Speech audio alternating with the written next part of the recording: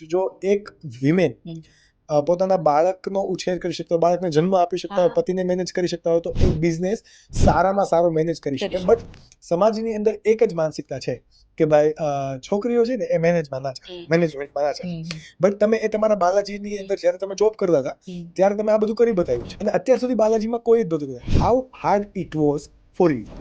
તો જ્યારે મને ખબર પડી કે ભાઈ કટારિયામાં મેનેજમેન્ટ માટે આજ સુધી કોઈ વિમેને કરેલું નથી અને એ બહુ અઘરું છે, તો એટ ધ મોમેન્ટ મેં એમ કીધું કે હું કરીશ.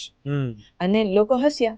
અને સ્ત્રી છે ને એ સૌથી મોટી સ્ત્રીની દુશ્મન હોય છે. તો જે સ્ટાફ હતો ને એમણે મારી સાથે બોલવાનું બંધ કરી દીધું.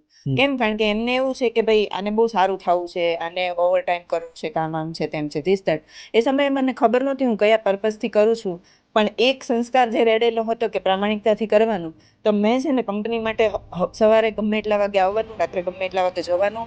એ લંચ ટાઈમ થઈ ગયો હોય તો ત્યારે એવું નહોતું વિચાર્યું કે આ લંચ ટાઈમ પડી ગયો છે તો પહેલાં હું લંચ કરી લઉં. કેમ? કારણ કે એક લાઈન મારા માઇન્ડમાં સેટ હતી કે વિમેન ના કરી શકે. મારે મેન્ટાલિટી ચેન્જ કરવી હતી કે વિમેન છે ને ઓલરેડી મલ્ટીટાસ્કર છે, એ બધું જ કરી શકે છે, તો આ કામ કેમ ન કરી શકે?